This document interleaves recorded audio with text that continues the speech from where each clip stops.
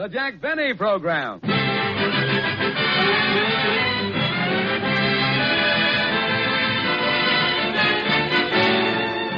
Starring Jack Benny with Mary Livingston, Phil Harris Rochester, and yours truly, Don Wilson.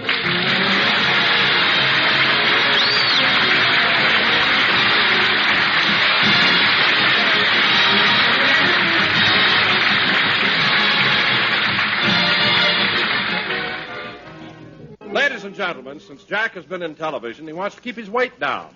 At the moment, he's at his home in Beverly Hills in a steam cabinet trying to reduce. Rochester, I can stand it a little hotter. Turn up the steam, will you? Yes, sir. That's enough. Not too hot. Gee, I'm glad I bought this steam cabinet. How long have I been in here? About 10 minutes. I hope you're not taking too much.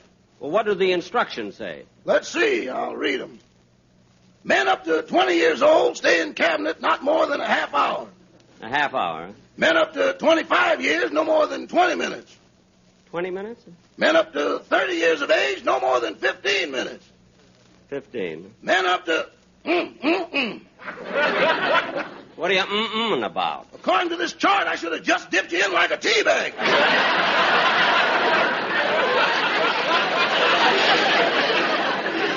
Oh, stop. Gee, it's awfully hot in this cabinet. I think I'll get out. I better not open it for a couple of minutes. Why, haven't I had enough? Yeah, but the potatoes aren't done yet. Oh, darn it. Don't blame me, boss. It was your own idea. As long as we had the heat, you didn't want to waste it. Well... What a time I had talking you out of holding that leg of lamb on your lap. I was just trying to economize, that's all. Anyway, it's too hot. Open it up, will you? I'm getting out. Yes, sir. Phew. Gee, it's good to get out of here. Uh-oh, I'm afraid the heat was on a little too high. Why, am I red? Boss, if you had a pitchfork in your hand, you'd scare me to death. Well, I feel fine.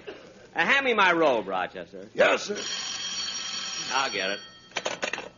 Hello? Hello, Jack. Oh, hello, Mary. Jack, the reason I called is that Wednesday I'm giving a little party at my house, and I want to know if you can come. Well, certainly, Mary. Thanks. Who else are you having? Well, I'm going to ask the whole cast of our show. Your producer, your writers, and also your... My writers? Yes, I thought you might like to have them there. Why? You want to be the life of the party, don't you? Oh, yes. They are funny looking. Well, I better hang up. I've got a lot of people to call. Bye, Jack. So long, Mary, and thanks. Rochester, next Wednesday night, Miss Livingston is giving a party, so I won't... Rochester! Here I am, boss. Where were you? I heard the postman, so I went to get the mail. Oh. What came? Just some bills circular and your copy of Look magazine. Oh, let me see it. Hey, Rochester, there's a picture of you and me on the cover. On the cover of Look? Let me see it, boss. Yeah! What are you laughing at? I bet I'm the only man in the world who ever had his picture on the cover of a magazine and couldn't afford to buy it.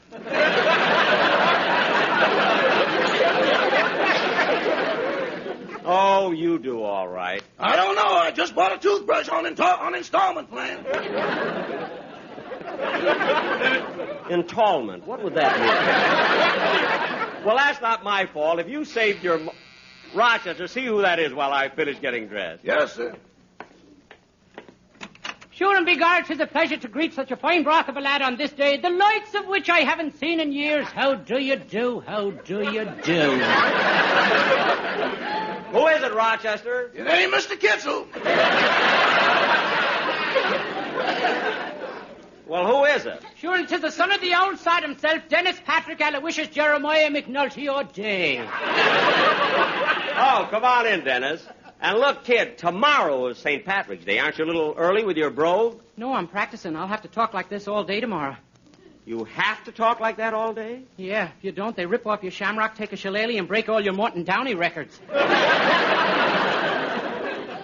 Oh, well, you know, Dennis, I've always thought that St. Patrick's Day comes at the wrong time of the year. Well, yeah, what do you mean? Well, how can March 17th be dedicated to the wearing of the green when only 2 days before the government takes it all away from you? Now, Dennis, let's stop talking. Just let me hear the song you're going to do on the program. Yes, sir. Hold it, kid. Hello? Hello, Jack. This is Mary again. Oh, what is it, Mary? Well, I called Dennis's house to invite him to my party, and his mother told me he's at your house. Is he there? Yes. Dennis, Mary wants you on the phone. Yeah, these dames, they won't let me alone. Never mind. Just talk to her. Yes, sir. Hello, Mary. Hello, Dennis. Look, I'm having a party on Wednesday night. Would you like to come? On Wednesday? Yes. Do you mind if I bring my neighbor, Hetty Lamar? Your neighbor, Hetty Lamar? Yeah. Dennis, I happen to know Hetty Lamar lives in Benedict Canyon, and you live in Westwood. Oh, yeah, Hetty Lamar's house is right next to mine. Since when? Ever since the rain.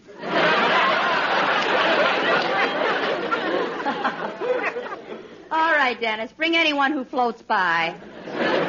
Gee, thanks, Mary. Goodbye. Bye. Well, say, Mr. Benny, when I go to Mary's party, I'm going to bring... Hello? Dennis, I forgot to tell you something. What? Don't drive Jack nuts. Just sing your song. Okay. Dennis? Quiet, I'm going to sing. Oh, well, go right ahead.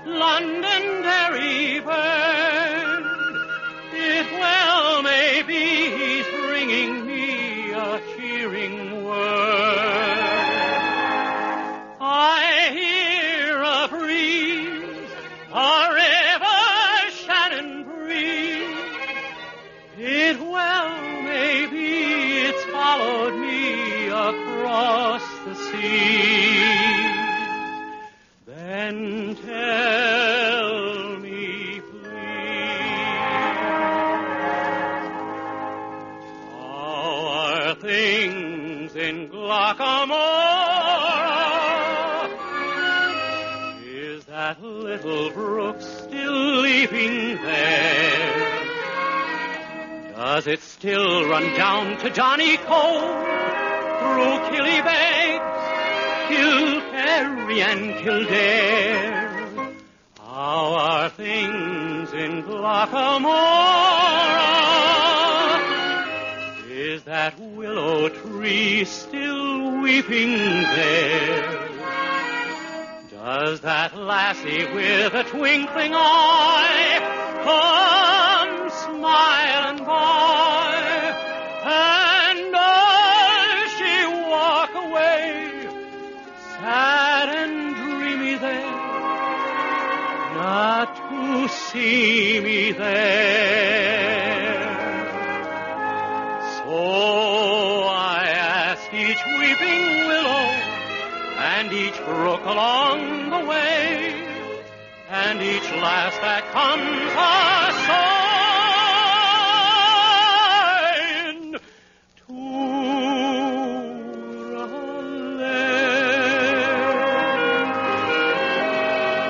How are things in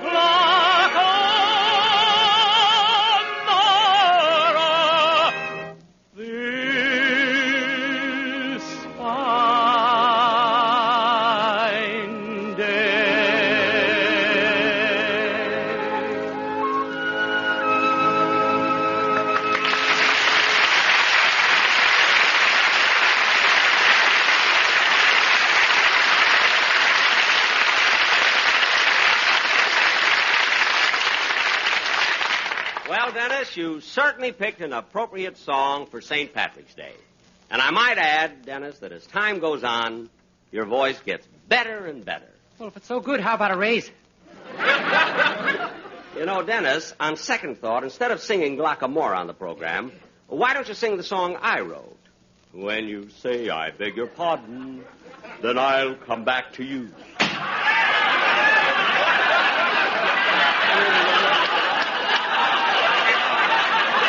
I couldn't remember the melody of my own song.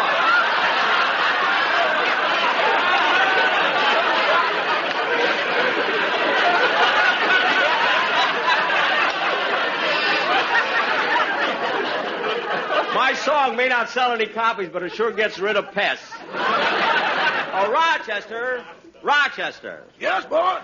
I'm awfully hungry. What does my diet say I can have for lunch? A piece of rye crisp and a hard-boiled egg. That's all I'm supposed to eat for lunch? No, you just feel it for lunch. You eat it for dinner. Oh, for heaven's sakes. That's the strictest diet I have. Come in. Oh, hello, Phil. Hello, Jackson. What's the matter, Phil? You sound depressed. Yeah, I just came back from the doctor. The doctor? What's wrong?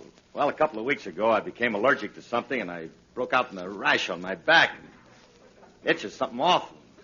Oh, that's a shame. Yeah, so I went to the doctor, and every day he's been testing me to find out what I'm allergic to, and today found out. Well, what are you allergic to? Alcohol.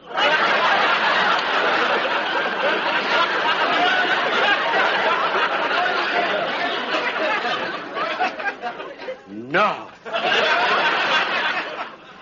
Yeah, the only way I can get rid of this itch is to stop drinking entirely. Oh. Well, what are you going to do? Grow long fingernails. I'm in for a lot of scratching. That's what I thought. Hey, by the way, Jackson, I've been meaning to tell you, I saw you on TV last week. Man, you look wonderful. Well, thanks, Phil, but I don't deserve all the credit. I had the best makeup man in the country. Oh, really? Yes, he's the same one who made up President Truman for his last television speech. Yeah, hold it a minute. Why would President Truman want to use makeup? Phil, if you were asking for $8 billion, you'd want to look good, too. Believe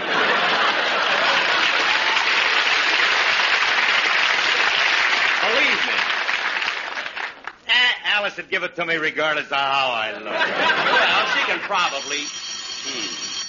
Hello? Oh, it's me again, Jack. Oh, what is it now, Mary? Well, I called Phil's house and nobody answered, and I was wondering if he's over there. Yes, he is. Just a second. Phil, it's for you. It's Mary. Oh. Hello, Livy, you doll, you. Hello, Hambone. Look, Phil, I'm having a party on Wednesday, and I'd like you and Alice to come. Yeah, okay, Liv, we'll be there. Hey, say, you want me to bring my orchestra boys along, too? No, Phil, I haven't got room for 36 more people. What do you mean 36? I only got 18 fellas in my band. Yeah, what about their parole officers? Yeah, I almost forgot about them cats.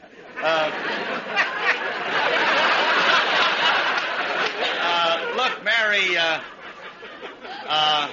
Mary, can I at least bring Remley? No.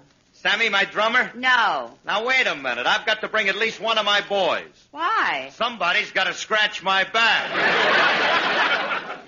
Phil, I don't know what you're talking about, but if your back itches, can't you scratch it yourself? No, I'll be using both hands to pour the stuff that makes it itch. Phil, I don't understand. Anyway, will you come to my party? Natch, I'll be there, Liv. Thanks. Okay, bye. Mary invited you to the party, too, eh, Phil? Yeah. Your lunch is ready, Mr. Benny. Oh, thanks, Rochester. Hey, Jackson, I'm kind of hungry. I think I'll stay and have some lunch with you. Oh. Oh, you want to eat here, huh? When you say I beg your pardon. It works every time. I got the song right that time. When you say I beg your pardon. Gee, I mustn't forget my own melody. Gosh, I'm hungry. These diets are murder. I'm going to eat something. Oh, Rochester. Rochester, come here a minute, will you? Yes, boss. Look, Rochester, I'm really hungry. What's in the refrigerator? Dennis Dave. What? When he left, he opened the wrong door. Oh, well, leave him there for a while. I don't want to hear his explanation of how it happened. Anyway, Rochester, just make me a sandwich out of, Boss, why are you staring out the window? What? Why are you staring out the window? Those two men. Those two men across the street. They just stepped off the curb, and they're coming this way.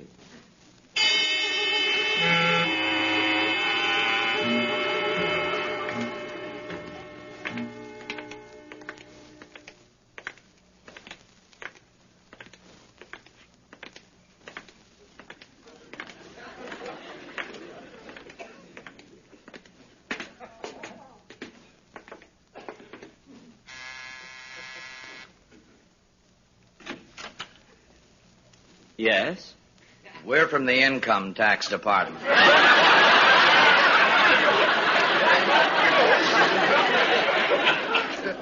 Oh, yes. Yeah, you're the same men who were here last year. Come in. Your name is Mr. Kearns, isn't it? Yes, and this is my assistant, Mr. Wright. Right? How do you do? Gentlemen, if you've come about my income tax, I've already sent it in. Oh, Mr. Benny, we're not here to discuss this year's taxes. We'd like to talk to you again about last year's. Last year's? I thought that was settled. We went over it so many times. Then when I didn't hear from you again, I assumed that nothing was wrong. I thought that everything was right. How do you do?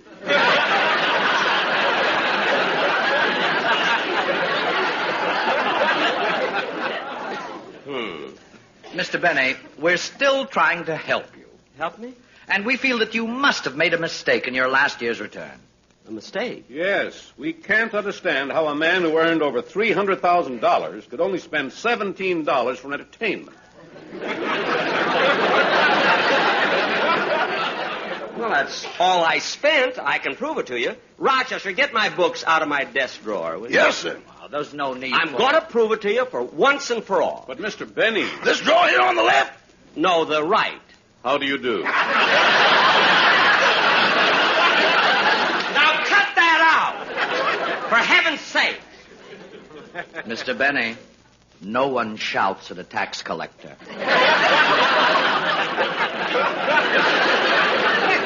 Oh, I'm sorry. Mr. Benny, believe me, we're here to help you. I know. Yes, we don't think you're taking full advantage of deductible items. I'm not? Here are your books, boss. Thanks. Take your butler, for instance. You mean Rochester? Yes. Even though he's your butler, if he assists you in any way pertaining to the production of your radio or television shows or any of your other business activities, then that portion of his pay is deductible. You mean... Yes. In other words, under those conditions, you could split his salary. Split my salary. Yes. Gentlemen, they've split infinitism, they've split the atom. But I defy anybody to split my salary.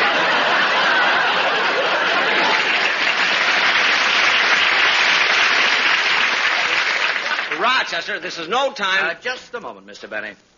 Rochester, are you inferring that your salary is that small? Well, in Santa Anita colloquialism, it starts off pretty good, but something always happens to it coming around the far turn. What do you mean? Well, every payday, Mr. Benny sits me down and explains how he has to make certain deductions out of my salary. So much for withholding, so much for unemployment insurance, and so much for Social Security. Then he further explains that what remains is known as take-home pay. That's right. Take-home pay. Then he points out that I'm living at his home, so he takes it.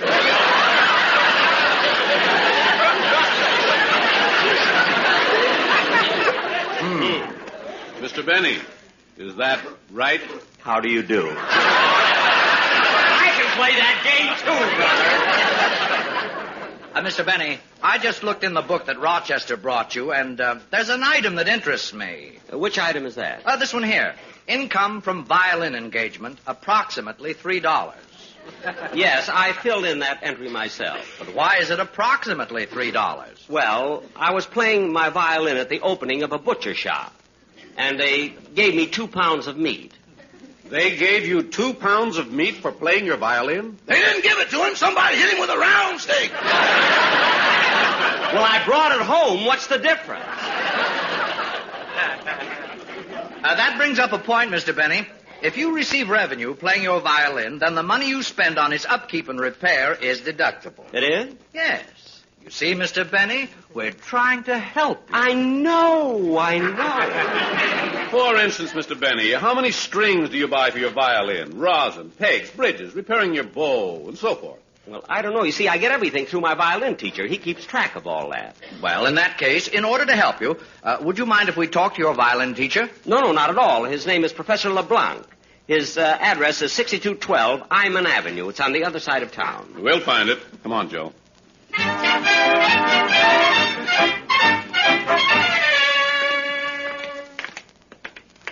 Well, Bill, there it is. 6212 Iman Avenue. Yeah, what a run-down-looking rooming house. Let's go in.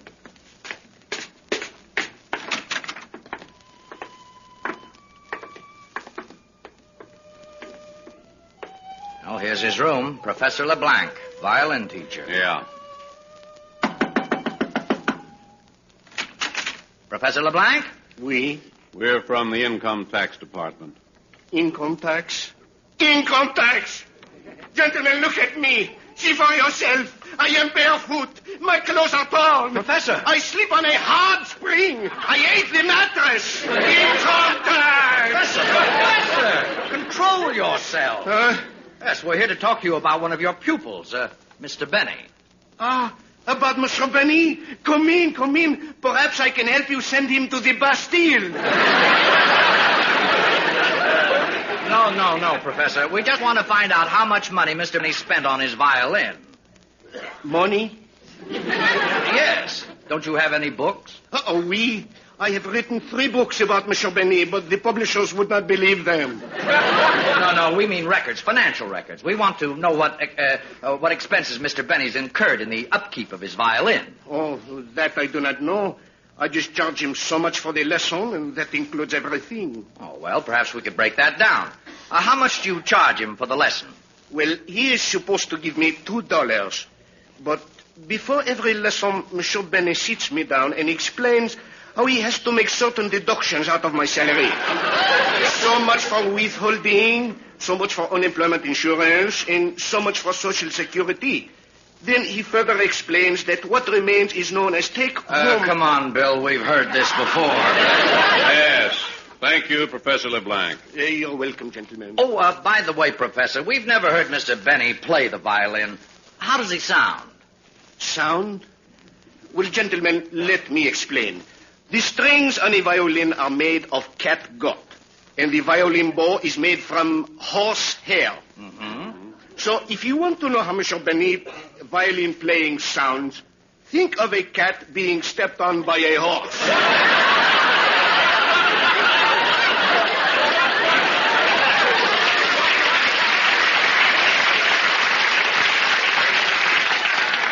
Yes, we understand.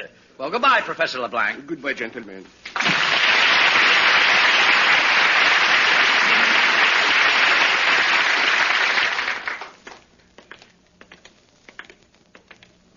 Say, Bill, Yes, Joe? why are we going to all this trouble just to help Mr. Benny? I don't know. There's something about those big blue eyes that gets you. Yeah, I guess so.